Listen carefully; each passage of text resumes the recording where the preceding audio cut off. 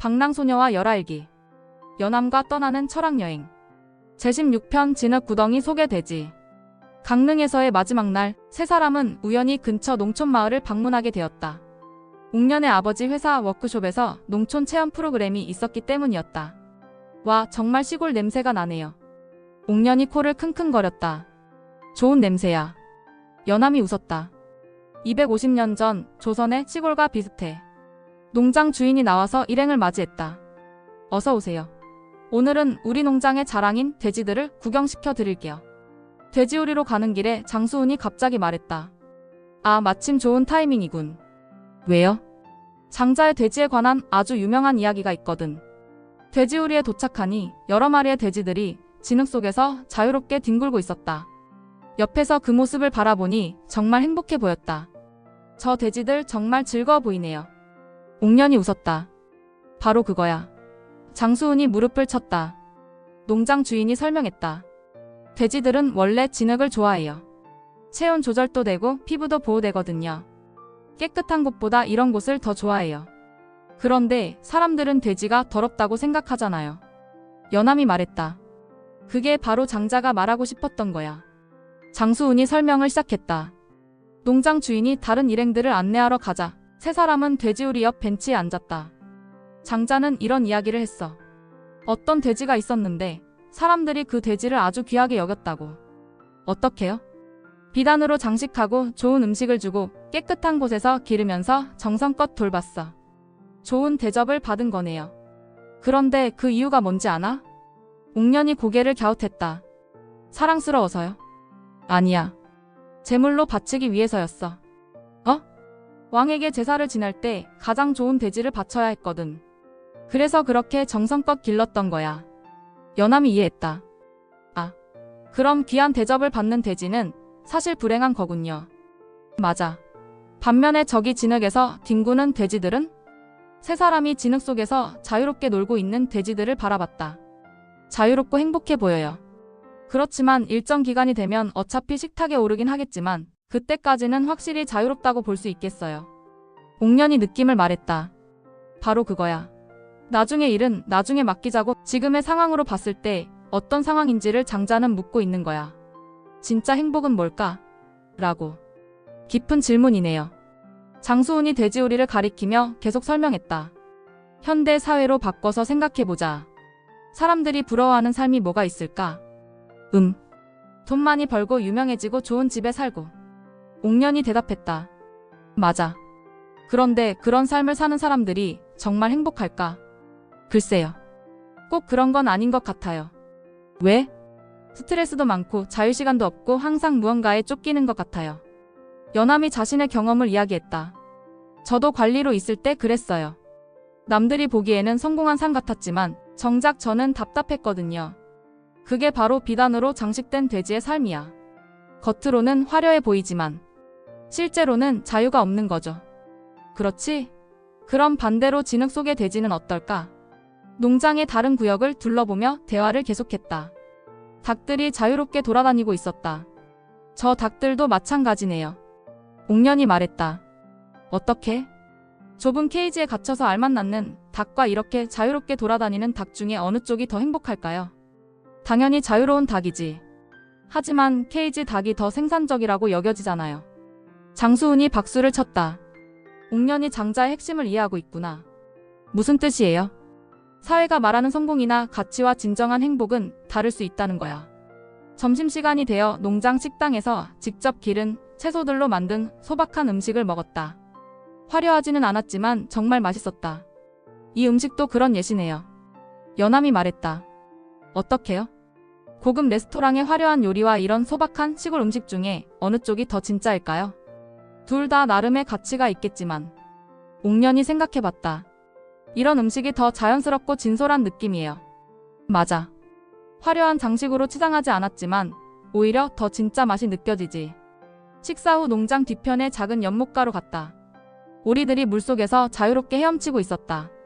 저 오리들을 보면서 또 다른 이야기를 해볼까? 장수훈이 말했다. 또 장자 이야기인가요? 그럼. 장자가 친구와 함께 연못가를 걷고 있었는데 물속의 물고기를 보고 말했어. 저 물고기들이 얼마나 즐거워하는지 봐라고. 어? 그 이야기는 며칠 전에 들었는데요. 옥년이 말했다. 맞아. 하지만 오늘은 다른 각도에서 생각해보자. 어떤 각도요? 물고기가 정말 즐거운지 안 즐거운지는 중요하지 않을 수도 있어. 왜요? 중요한 건 장자가 그 순간 물고기를 보면서 즐거움을 느꼈다는 거야. 연암이 이해하기 시작했다. 아, 물고기의 즐거움이 아니라 장자 자신의 즐거움이었다는 뜻인가요? 그럴 수도 있지. 하지만 더 중요한 건 그 순간 장자는 자연과 하나가 되어 진정한 평화를 느꼈다는 거야. 그게 지능 속 돼지와 어떤 관련이 있어요? 둘 다 자연스러운 상태에서 찾는 기쁨이야. 인위적인 치장이나 사회적 기준에 휘둘리지 않고 있는 그대로를 즐기는 거지. 연못가 벤치에 앉아 우리들을 바라보며 장수훈이 계속 설명했다. 현대 사람들은 너무 많은 것에 휘둘려 살아. 예를 들면요. 남들 시선, 사회적 성공, 물질적 풍요. 이런 것들을 위해 진짜 자신을 잃어버리는 경우가 많아. 옥년이 자신을 되돌아봤다. 저도 그런 것 같아요. 취업 걱정, 성적 걱정. 정작 제가 뭘 좋아하는지 모를 때가 있어요. 그럴 때는 어떻게 해야 할까? 진흙 속 돼지처럼 자연스럽게 살아야 하는 건가요? 꼭 그런 건 아니야. 다만 가끔은 모든 치장을 벗어버리고 진짜 자신과 마주해보는 시간이 필요해. 연암이 공감했다. 저도 글을 쓸 때 그랬어요. 멋있게 쓰려고 하면 오히려 어색해지는데 솔직하게 쓰면 진짜 좋은 글이 나왔거든요. 바로 그거야. 진흙 속 돼지의 지혜지. 그런데 할아버지, 사회생활을 하려면 어느 정도 비단 장식도 필요하지 않나요? 옥년이 현실적인 질문을 했다. 물론이야. 장자도 그걸 모르지 않았어. 그럼 어떻게 균형을 맞춰야 해요? 때와 장소를 구분하는 거야. 필요할 때는 비단을 입어도 되지만 그게 진짜 자신이라고 착각하면 안 돼. 구체적으로는? 예를 들어 면접을 볼 때는 정장을 입어야 하지. 하지만 집에 와서도 계속 정장을 입고 있을 필요는 없잖아. 옥년이 웃었다. 아, 상황에 맞게 옷을 갈아입되 옷이 나를 규정하게 하지는 말라는 뜻이군요. 정확해. 역할과 정체성을 구분하는 거야. 해가 기울어갈 무렵 세 사람은 다시 돼지우리로 돌아갔다. 돼지들은 여전히 진흙 속에서 즐겁게 놀고 있었다. 저 돼지들이 정말 현명해 보여요. 연암이 말했다. 어떤 면에서요? 자신들이 좋아하는 것이 뭔지 확실히 알고 있잖아요. 남들이 뭐라고 하든 상관없이. 맞아. 그게 바로 장자가 추구한 삶의 태도야. 하지만 인간은 돼지보다 복잡하잖아요. 옥년이 말했다. 어떻게? 사회적 존재이기도 하고 꿈과 이상도 있고. 단순히 본능만 따를 수는 없어요. 장수훈이 감탄했다. 정말 깊이 생각하는구나. 맞아, 인간은 더 복잡해. 그럼 어떻게 해야 해요? 진흙 속 돼지의 지혜를 정신적으로 적용하는 거야. 무슨 뜻이에요? 물리적으로 진흙에서 뒹굴라는 게 아니라 마음속에서 자유로워지라는 뜻이야. 예를 들면요? 예컨대 다른 사람들의 평가에 너무 휘둘리지 않기, 사회적 기준에만 맞추려고 하지 않기, 자신만의 가치관을 갖기. 그날 저녁 강릉을 떠나면서 세 사람은 오늘의 경험을 정리했다. 오늘 정말 많은 걸 배웠어요. 옥년이 말했다. 무엇을 가장 인상 깊게 느꼈나? 진짜 행복은 외부의 화려함이 아니라 내면의 자유로움에서 온다는 것이요. 그리고 그 자유로움은 자신을 있는 그대로 받아들이는 데서 시작한다는 것. 연암도 감회에 젖어 말했다. 저는 진흙 속 돼지 이야기가 정말 인상적이었어요. 250년 전에도 이런 고민을 했는데 지금도 여전히 유효한 지혜네요. 어떤 고민요? 옥년이 물었다. 관리로서의 화려한 삶과 문인으로서의 자유로운 삶 사이에서 갈등했거든요.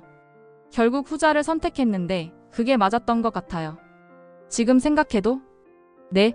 비록 물질적으로는 부족했지만 정신적으로는 훨씬 풍요로웠거든요. 차 안에서 서울로 돌아가며 장수훈이 정리를 했다. 오늘 돼지 이야기를 통해 배운 핵심은 뭘까?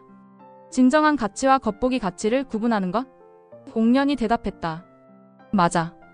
그리고 자신만의 행복 기준을 갖는 것. 그리고 연암이 말했다. 때로는 사회적 기대에서 벗어나 진짜 자신과 만나는 용기를 갖는 것. 제대로 이해했어. 마지막으로 진흙도 나름의 아름다움이 있다는 것을 인정하는 것. 훌륭하다. 이야기를 하는 것을 보니까 정말 장자의 제자가 되어가고 있구나.